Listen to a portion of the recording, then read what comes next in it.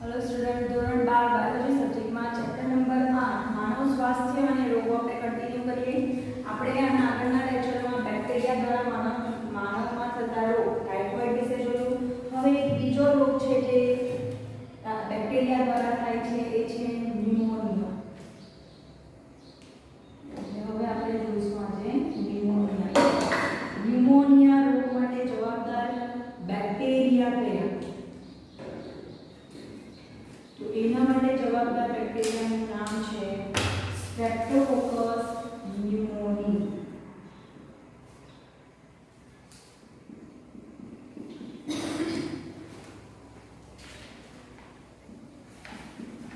અને બીજું છે હીમોફિલસ ઇન્ફ્લુએન્ઝા। बराबर आ बे बेक्टेरिया जे छे ए न्यूमोनिया रोग माटे जवाबदार छे।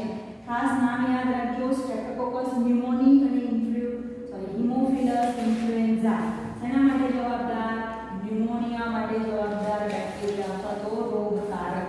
बराबर आ बेक्टेरिया कोने असर करे? बराबर टाइफॉइड माटे आपणे जोयुं के शुं करे, आहार जे छे खोराक दूषित पाणी अथवा दूषित खोराक लईए तो आंतरडामां जाए, आंतरडामांथी रुधिरमा अने रुधिरमांथी शरीरना जुदा जुदा अंगोमां अने आ रीते एनो फैलावो थाय अने जुदा जुदा अंगोना कार्योमां नुकसान करे। तो आ बेक्टेरिया जे छे ए बेक्टेरिया हवा द्वारा केवी रीते फैलाशे? तो जे व्यक्तिने आ न्यूमोनिया थयो होय ए व्यक्तिना ए खांसी करे के छींक करे, बराबर, तो एना द्वारा जे बिंदुको एटले ड्रॉपलेट्स अथवा एरोसोल्स कही छीए के एना द्वारा जे बिंदुको बहार निकले ए बिंदुको कोई स्वस्थ व्यक्ति पर पड़े तो एमां ए बेक्टेरिया एंटर थई जाय। अथवा तो जे रोगिष्ट व्यक्ति छे ए रोगिष्ट व्यक्तिना वासणो कि एने कोई वस्तुने अडकी होय ए वस्तुने अडके तो एना द्वारा पण आ बेक्टेरिया स्वस्थ व्यक्तिमां एंटर थई जता होय छे, दाखल थई जाय अने तेना द्वारा पछी आपणे रोग थाय। तो आ जे बेक्टेरिया छे ए बेक्टेरिया कोने असर करे? तो ए जे छे ए फेफसाने असर करे અને ફેફસામાં જે વાયુકોષ આવેલા હોય છે એ વાયુકોષને અસર કરે છે અથવા તો સંક્રમિત કરે છે। બરાબર, ફેફસામાં વાયુકોષ। હવે ફેફસા વિશે આપણને ખબર છે કે આપણા ફેફસા, બરાબર,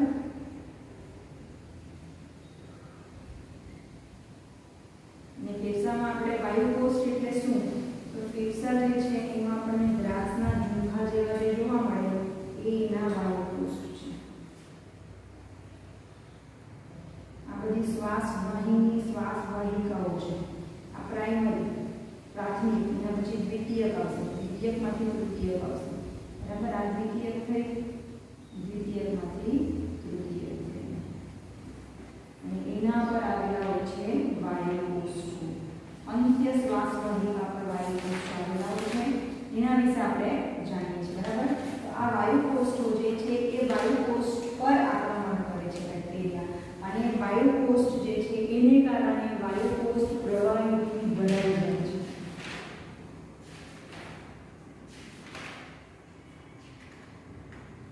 હવે વાયુકોષ જે છે એ વાયુઓનું આપલેનું મુખ્ય સ્થાન છે। એટલે ઓક્સિજન ગ્રહણ પણ કરશે અને કાર્બન ડાયોક્સાઇડને બહાર પણ કાઢશે। ઓક્સિજન જે આપણે શ્વાસમાં લઈએ છીએ એ આ શ્વાસ નળી મારફતે વાયુકોષમાં આવશે અને વાયુકોષમાં અંદર જઈને પછી એ રુધિરમાં પડશે અને કાર્બન ડાયોક્સાઇડ જે રુધિરમાંથી છૂટો પડશે એ વાયુકોષમાં આવશે અને અહીંયાથી પછી ઉચ્છવાસ દ્વારા બહાર નીકળશે। એટલે વાયુઓની આપલે માટેનું મુખ્ય સ્થાન કયું? તો વાયુકોષ। એટલે જો વાયુકોષ પ્રવાહીથી ભરાઈ જાય એમાં શું હોય? કાર્બન ડાયોક્સાઇડ અને ઓક્સિજન માટેનું સ્થાન છે અને એમાં પ્રવાહી આવી ગયું છે એટલે વાયુ માટે સ્થાન રહેતું નથી। એટલે આપણને શ્વસન સંબંધી તકલીફો ઊભી થાય છે અથવા સમસ્યાઓ।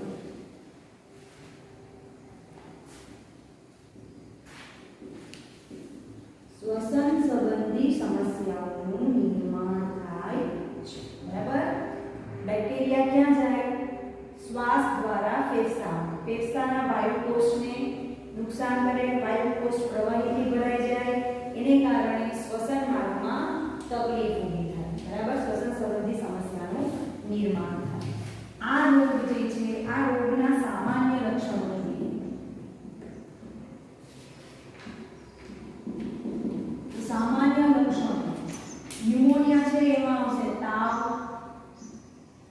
ઠંડી, કફ, માથાનો દુખાવો આ એના સામાન્ય લક્ષણો છે.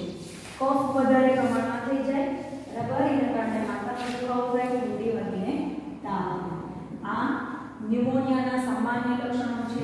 જો સ્થિતિ ગંભીર થઈ જાય એટલે અંતિમ સ્થિતિ, બરાબર, તો અંતિમ સ્થિતિમાં આ રોગ કયા લક્ષણો દર્શાવે?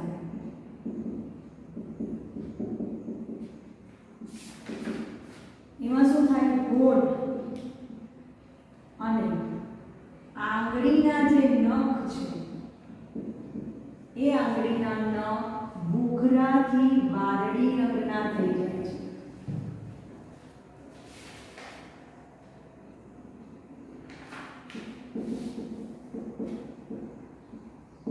બરાબર, ફરી પાછું એકવાર જોઈએ. સામાન્ય લક્ષણોમાં તાવ, ઠંડી, કફ અને માથાનો દુખાવો થશે. એ એના સામાન્ય લક્ષણો છે. પણ જો રોગનું પ્રમાણ વધી જાય, એની અંતિમ સ્થિતિમાં આવે આ રોગ, તો એને કારણે શું થાય? આપણા હોઠ એકદમ ભૂખરા કલરના અથવા તો વાદળી રંગના થઈ જાય અને આ આંગળીના જે નખ છે એ આંગળીના નખ પણ વાદળી રંગના દેખાય.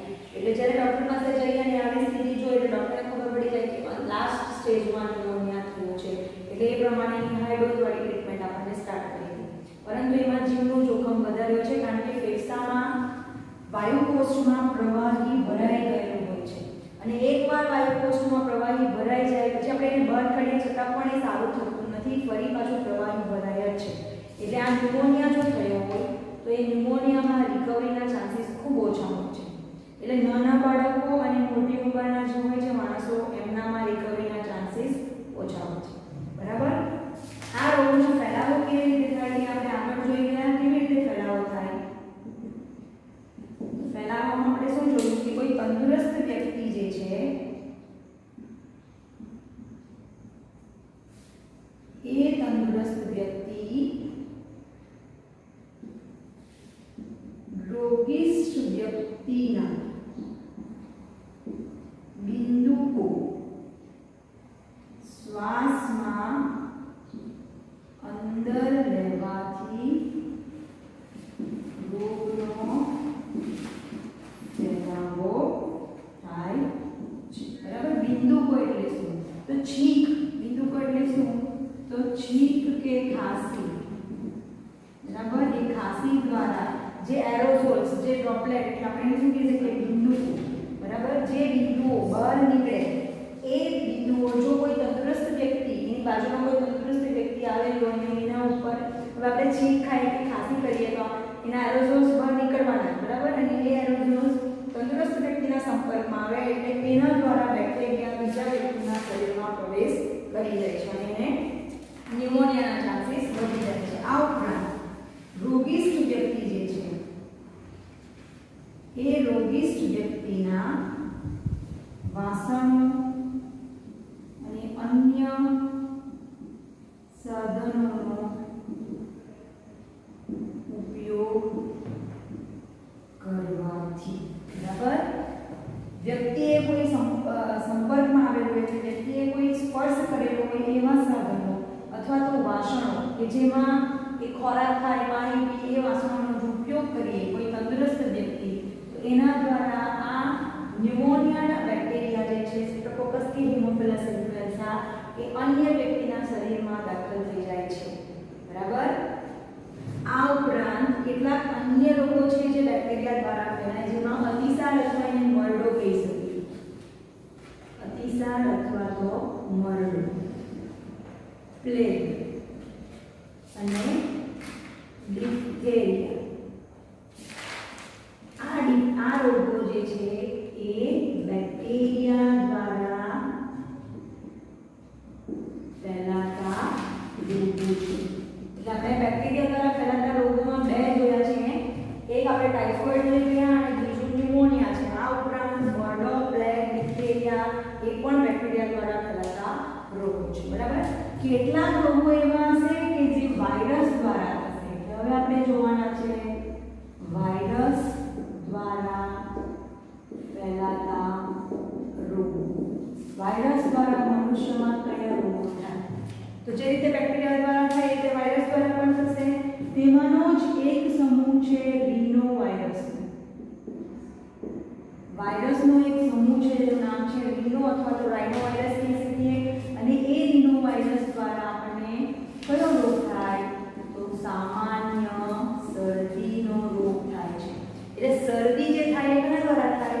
તો રીનો વાયરસ નામના વાયરસ દ્વારા થાય છે. આખો વાયરસનો સમૂહ છે. એટલે આપણે કહીએ કે શરદી જે છે ને એ ઘણા બધા પ્રકારના વાયરસથી થાય. એકવાર આપણને શરદી થઈ હોય, અઠવાડિયા સુધી રહી, આપણે દવા લઈએ કે નહીં લઈએ? દવા કેમ લઈએ? આપણે થોડી રાહત મળે, માથાનો દુખાવો ઓછો થાય, શરીર આપણું જે ઢીલું થઈ ગયેલું હોય એ સારું રહે એટલા માટે. પણ રિકવરી તમારે જોવાની અઠવાડિયા પછી જ આવશે. બરાબર? એટલે સામાન્ય શરદી જે થાય એ રીનો વાયરસ ગ્રુપ છે, આખો સમૂહ છે, રીનો વાયરસનો સમૂહ. એ સમૂહમાં ઘણા બધા વાયરસ રહેલા હોય.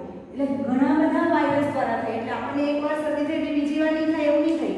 કારણ કે એકવાર શરદી થઈ એટલે એના જે વાયરસ આપણા શરીરમાં પ્રવેશવાના, ફોરેન પાર્ટિકલ્સ કહેવાય. એટલે એની સામે આપણા બોડીમાં એન્ટીબોડી પ્રોડ્યુસ થવાની. એ એન્ટીબોડી એ વાયરસને ઓળખશે અને બીજી વાર જ્યારે એ વાયરસ આપણી શરીરમાં એન્ટર થાય ત્યારે એ ઓલરેડી એક્ટિવ થઈ જાય અને એને મારી નાખે. પણ આમાં શું થાય? વાયરસના ઘણા બધા પ્રકાર છે, સમૂહમાં છે વાયરસ. એટલે એક જ વાયરસથી થાય એવું જરૂરી નથી. ઘણા બધા પ્રકારના વાયરસ છે, એના કારણે થતી છે. એટલે શરદી એકવાર થાય તો બીજી વખત પણ થાય જ. શરદીની કોઈ એટલી બધી દવા નહીં મળે, આપણને મળે નહીં કે જેના કારણે શરદી બીજી વખત નહીં થાય આપણે કહી શકીએ. કેમ? કારણ કે એક જ વાયરસ બીજી વખત શરદી કરશે એવું જરૂરી નહીં મળે. બીજો કોઈ વાયરસ આવીને આપણને શરદી કરશે એ જ ગ્રુપનો. તો એને તો આપણું બોડી એક્સેપ્ટ નહીં કરે, એને ઓળખી નહીં શકે કારણ કે બીજો વાયરસ છે. એટલે ફરી એની સામે એન્ટીબોડી પ્રોડ્યુસ કરશે અને પછી એન્ટીબોડી એની સામે લડત આપશે. એટલે 3 થી 7 દિવસ જેટલા લાગી જાય આપણને. બરાબર? શરદીની સામે આપણને લડવામાં કેટલા? 3 થી 7 દિવસ. એટલે અઠવાડિયા પછી શરદી જોઈએ તો સારી થાય. બરાબર? સામાન્ય શરદી. બરાબર? હવે આ જે રોગ છે એ રોગમાં આપણા કયા અંગને નુકસાન થાય? જે રીતે આપણે જોઈએ કે ફેફસા વાયુકોષને સંક્રમિત કરે, તો અહીંયા આપણને નાક અને શ્વસન માર્ગને સંક્રમિત કરે છે. બરાબર? પરંતુ ફેફસાને સંક્રમિત કરતા નથી. ફેફસા પર આની કોઈ ઇફેક્ટ નહીં થાય. આ વાયરસ ફક્ત નાક અને શ્વસન માર્ગમાં જ એના ચેપ લગાડે. બરાબર? એટલે આપણને નાકમાં કડે એવું થાય. બરાબર? ગળું સુકાવા લાગે એટલે આપણને વારે વારે તરસ લાગે. એ શરદીના લક્ષણો છે, આપણને ખબર છે. માથાનો દુખાવો થાય. એટલે હવે આપણે જોઈએ એના સામાન્ય લક્ષણો.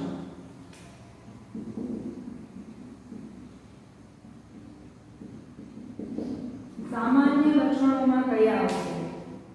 તો એમાં પહેલા તો શું આવે?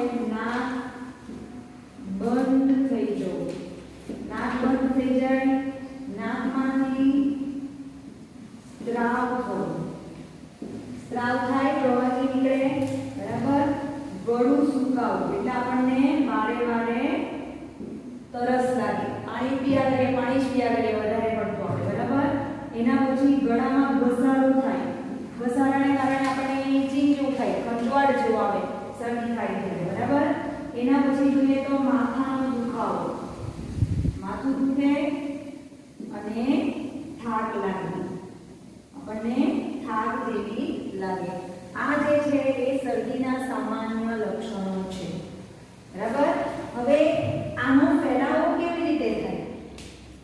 તો ફેલાવામાં આપણે આગળ જે આમાં જોયું છે એ જ રીતે શરદી કેવી રીતે ફેલાય? આપણે કે શરદી થયેલી હોય તો તું મારી બાજુમાં નહીં બેસશે, તો નહીં બેસતી, તને શરદી થઈ ગઈ તો મને બી ઝાડ લાગી જશે. સેમ આમાં જે છે એ રીતે થશે કે રોગિષ્ઠ વ્યક્તિના જે બિંદુકો છે, એટલે કે છીંક કે ખાંસી દ્વારા જે બિંદુકો બહાર નીકળે એ બિંદુકો વાળો શ્વાસ તંદુરસ્ત વ્યક્તિ જ્યારે અંદર લે, જ્યારે એ વાયરસ એના શરીરમાં દાખલ થઈ જાય અને એને પણ શરદી થઈ જાય છે. બરાબર? ફેલાવો કેવી રીતે થાય? તો રોગિષ્ઠ વ્યક્તિના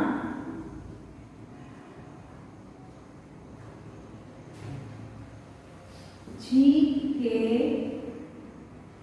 ખાંસી દ્વારા બિંદુકો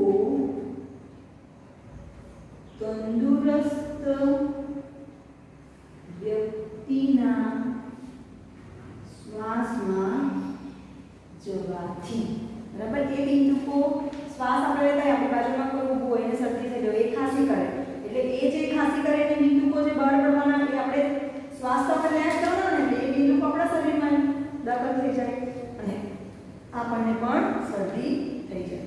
બરાબર. એટલે રોગિષ્ટ વ્યક્તિના છીંક કે ખાંસી દ્વારા અને બીજું કે રોગિષ્ટ વ્યક્તિના સંપર્કમાં આવેલા વસ્તુઓ દ્વારા. રોગિષ્ટ વ્યક્તિના સંપર્કમાં આવેલ સાધનો કે વસ્તુના અડકવાથી